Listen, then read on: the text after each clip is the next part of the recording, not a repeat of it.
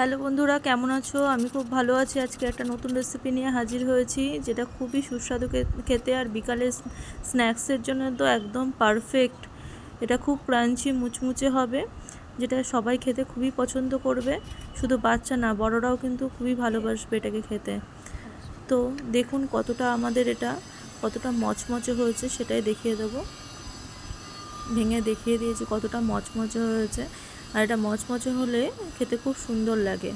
এটা বলতে পারেন আজকে চিকেন প্যাটিসের রেসিপি। তো প্রথমে মাংস আমি 200 গ্রাম মতো মাংস পুরো টুকরো টুকরো, যতটা মানে ছোট ছোট করতে পেরেছি ততটা ছোট ছোট করে আমরা কেটে নেব। মাংসগুলোকে একদম ছোট ছোট করে কেটে নেবো। আর নিয়েছি রসুন, পেঁয়াজ, আদা আর কাঁচা লঙ্কা। আর মাংসটার ওপর আমরা লেবুর রস চিপে দেবো প্রথমে। তারপরে 1 চামচ মতো সয়া সস। এবার ওই রসুন, পেঁয়াজ, আদা এই সমস্ত যেটা পেস্ট করে নিয়েছি সেটা আধবাটা করেছি। আধবাটা করে ওটা ম্যারিনেট করে 2 ঘন্টার জন্য রেখে দেবো। এবার একটা বোলের মধ্যে ময়দা নিয়েছি, লবণ আর তেল দিয়ে একটু খাস্তা করে আমরা খাস্তার জন্য যতটা তেল লাগে ততটা তেল দিয়ে ময়াম দিয়ে ভালো করে মেখে আমরা রেখে দেবো। এবার পুর রেডি করব। প্রথমে 1 চামচ মতো তেল দিয়ে দিয়েছি। তেলটা গরম হয়ে গেলে আমরা ম্যারিনেট করা মাংসটা এর ভেতর দিয়ে দেবো। এটার ওপর ডিপেন্ড করছে, আপনার ময়দাটা কিন্তু ভালো করে তেল দিয়ে ময়াম দিয়ে মাখতে হবে, তাহলে কিন্তু জিনিসটা খাস্তা হবে, না হলে কিন্তু খাস্তা হবে না, সেটা খেয়াল রাখতে হবে। আর এই মাংসটা যখন পুরটা বানাবো তখন কিন্তু হাই ফ্লেমে বানাতে হবে, না হলে কিন্তু জল বেরোতে শুরু করবে, জিনিসটা ভালো হবে না। আমি মাঝখানে একটুখানি কমিয়ে দিয়েছিলাম বলে জল বেরোতে শুরু করে দিয়েছিল। আর 1 চামচ মতো আমরা টমেটো কেচাপ দেবো, আর লবণ আর সামান্য হলুদ দেবো। পরিমাণ মতো লবণ দিতে হবে, কারণ এর মধ্যে আমরা সয়া সস ব্যবহার করেছি, চিজও ব্যবহার করবো এরপরে, সেটা কিন্তু খেয়াল রাখতে হবে, না হলে নোনতা হয়ে যাবে, খেতে একটুও ভালো হবে না।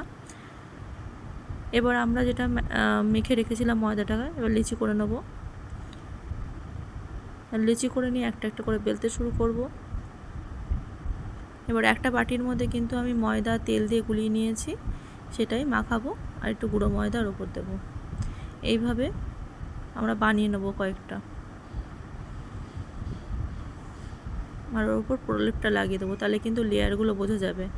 এবার ওর ওপর আর একটা আলাদা যেটা বানিয়ে রেখেছিলাম সেরকম 3খানা এরকম দেবো। এটা একটু খেয়াল করে দেখবেন, 3খানা দিয়ে এরকমভাবে যত পাতলা করে বেলবেন কিন্তু জিনিসটা তত ভালো হবে। আর একটা ফোল্ড করে নিয়েছি, এরকম করে আমরা সব কটা কিন্তু আপনাদের নিজস্ব আকার আপনারা দিতে পারবেন ইচ্ছা করে। মাঝখান থেকে কেটে নেব। মাঝখান থেকে কেটে নিয়ে একটা ফোল্ডের মধ্যে আটখানি বেলে নিয়ে ওর মধ্যে পুর দেবো, অল্প অল্প একটু পুর দিয়ে তার উপর দিয়ে দেবো গ্রেট করা চিজ দিয়ে, এরকম করে চারিদিকে মুখটা আটকে দেবো। এবার ডিজাইনের জন্য এরকম দিতেও পারেন, নাও দিতে পারেন, সেটা আপনার ইচ্ছা। যে কোনো শেপ দিলেই হবে, খেতে তো দুর্দান্ত হবে। যে কোনো শেপই দেন না কেন, আপনাদের ইচ্ছা মতো যে কোনো শেপ দিতে পারেন। তো এরকম করে সব কটা আমরা বানিয়ে নেব। তারপর ওইদিকে আমরা কিন্তু তেল গরম করতে বসিয়ে দিয়েছি। তেল একদম খুব গরম করলে হবে না, মোটামুটি একটু হালকা গরম হলে তখন আস্তে আস্তে ছেড়ে দিয়ে পুরো লো হিটে এটাকে ভাজবেন আস্তে আস্তে, না হলে কিন্তু পুড়ে যাবে, ভেতরে কাঁচা থাকবে আর জিনিসটা পুড়ে যাবে। আস্তে আস্তে ভাজলে জিনিসটা খুবই খাস্তা আর মুচমুচে হবে, খেতে খুবই সুস্বাদু হবে। তো আস্তে আস্তে আমরা উল্টে পাল্টে জিনিসটাকে ভালো করে ভেজে নেব। জিনিসটা দেখেই বুঝতে পারছেন কতটা মুচমুচে হয়েছে। আমি কিন্তু এই স্ন্যাক্সটার নাম দিয়েছি হলো চিকেন প্যাটিস, আপনারা যেটা যা নাম দেবেন। এবার কিন্তু আমি আওয়াজ শুনিয়ে দিয়েছি, এটা প্রথম আওয়াজটা দিইনি কারণ খুবই হলো ওখানে আওয়াজ হচ্ছিল। পরে দেখেন, পরে কিন্তু আমি একটু টমেটো কেচাপ দিয়ে দেবো। টমেটো কেচাপ এরকম করে দিয়ে আমরা প্যাটিসগুলো সমস্ত সাজিয়ে দেবো। তারপরে আপনাদের আওয়াজ শুনে আমি বুঝিয়ে দেবো যে কতটা এটা মুচমুচে হয়েছে আর কতটা ক্রাঞ্চি হয়েছে জিনিসটা। আর দেখেই তো বুঝতে পারছেন, একটা ভেঙেও গেছে এটা ডানটি, খেতে কতটা ভালো হয়েছে। এখানে আমি এরকম করে বোঝানোর চেষ্টা করেছি যে কতটা খাস্তা হয়েছে জিনিসটা। এবার দেখেন চিজটা মেল্ট হয়ে গেছে, খুবই গরম ছিল, আমি ভাঙতে পারছিলাম না। দেখেন পুরটা কতটা জুসি আর ভেতরে চিজ আছে, খেতে তো দুর্দান্ত হয়েছিল। আপনারা কিন্তু অবশ্যই ট্রাই করবেন, ট্রাই করে আমাকে জানাবেন কেমন হয়েছে। আর কি কি রেসিপি জানতে চান আমাকে অবশ্যই জানাবেন, সেই রেসিপিগুলো করার আমি অবশ্যই ট্রাই করব। আর আমার রেসিপিগুলো ভালো লাগলে অবশ্যই লাইক শেয়ার কমেন্ট করবেন